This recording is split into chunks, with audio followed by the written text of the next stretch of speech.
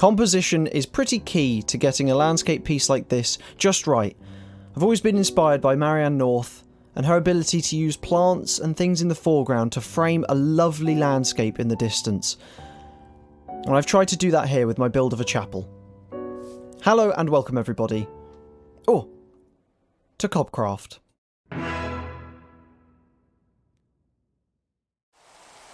Of course it had to start raining, but at least I've got a nice little campfire here to warm my toes up. Yes, we are on a new server. Thanks to my friend Unlucky Devon. He started a Forever world not long ago, and then decided he wanted some friends on it. So now we have the Forever server, or as I like to call it, the Foreverlands. I think that's quite a cool name. I was a little bit late coming to the server, so first I got a tour from some friends. Master Mouse helped me have a look around for a place that caught my eye to start building. Now there was one island in particular that stood out to me. A large lump of land surrounded by a river, one side very steep, the other with a beach that you could look out over the ocean. A neighbouring village, some deep caves that might be interesting to build in, spruce trees circling around the outside, and in the middle, a meadow. A very nice peaceful meadow. And one specific part of the meadow really captured my imagination. A hill poking out from the middle, towering above the rest of the island. And that's where I decided to build the chapel ruins. The first build on the server that I have done. I thought the meadow could do with something a little bit gnarled in this pretty area, and I think the chapel does a good job of that. Now I'm trying to be more particular with my framing of builds and my composition. Now the first framing of the chapel you saw in the intro, the path onto the island. The second, as you come around these trees, is this one. Let's walk up and have a look. Here we go, a slightly twisting path, but nothing too complicated. I tried to make the chapel quite dense at the front, so you can't quite see inside. You've got to walk in, and it opens out.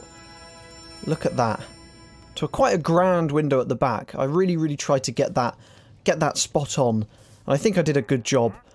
We also have the campfire there, just adding a little bit of a story, I think, a bit of intrigue into what's going on in here. Oh, I can hear a wandering trader. Oh, goodness. He might have something useful. Let's go have a look. What do you sell, sir? Oh, I could do with some mangrove. Oh, and red sand. Oh, I'll go get the emeralds. Though Minecraft is a great medium for art, it is still a game, and sometimes things like this just have to be done. That'll do. Well, thank you very much, sir. On your way. Oh, but those leads would be very useful. That bit of trading has made me want to visit the nearby village. Now, how do I get there? I haven't really done a path. Oh, there it is. Over the river. What's the safest way down?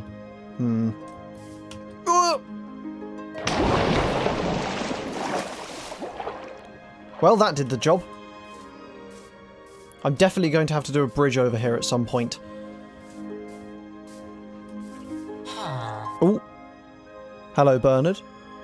Now, I have tried to spawn-proof this area, but there is a mob spawner right here, which is slightly terrifying. I might block that off. Now, you might have guessed the real reason I wanted to come over here was the last perspective. From a neighbouring village, the chapel, sticking out of the forest of the island, and we can zoom in as well. Are you ready? Ooh, there you go. Stands tall. It's quite laid bare to the elements, really, quite dry, and that was what I was going for. Though the chapel is looking nice with lots of perspectives, I still don't have a starter base. And maybe beneath the chapel is a great place to start. Right, I need to get morbid with you for a second. I was thinking, what goes beneath a chapel? And I thought to myself and realised a crypt would be quite fitting. And that led me to think of the early days of Minecraft. And I think I built some sort of crypt and used chests as a fun version of a Minecraft coffin. Very morbid, I know, but it works quite well. And then I realised, now we have a new chest to work with. Something a little bit more in the colour scheme I would like to use. And not only that, but I need a storage room and a starter base. And a load of chests around the place could be very handy.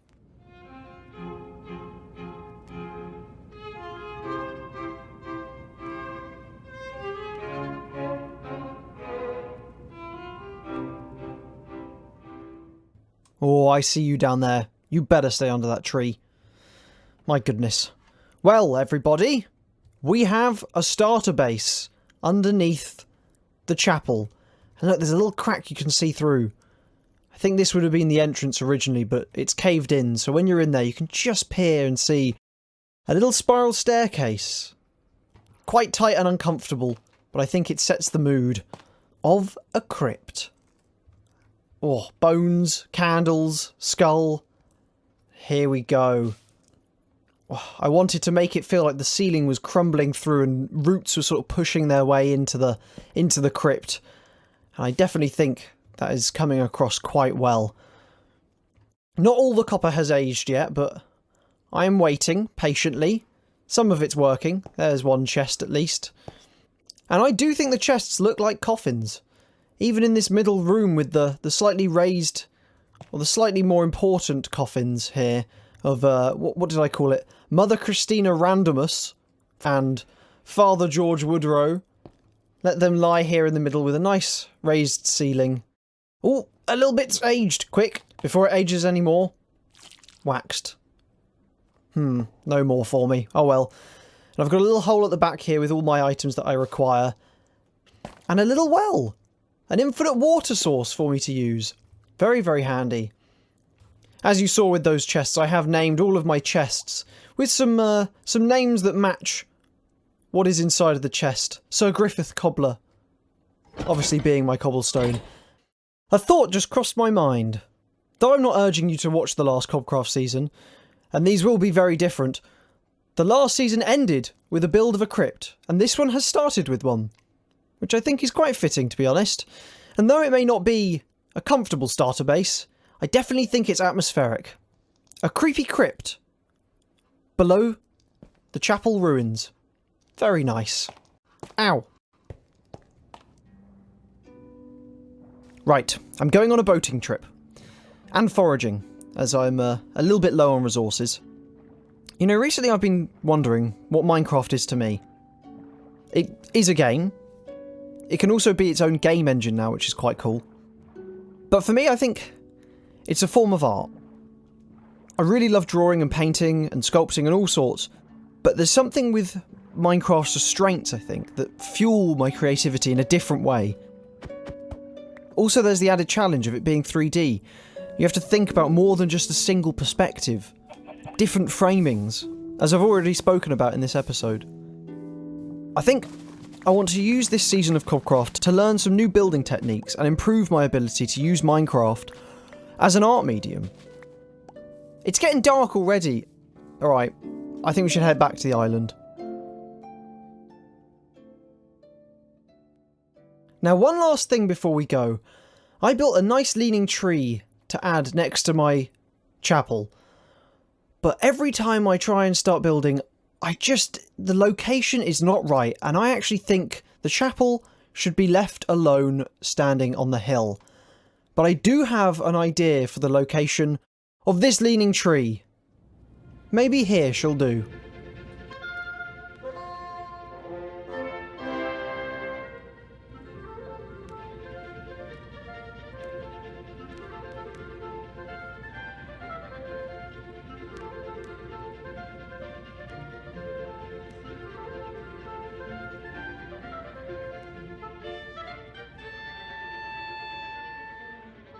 Oh, much better. A leaning tree to help frame the chapel.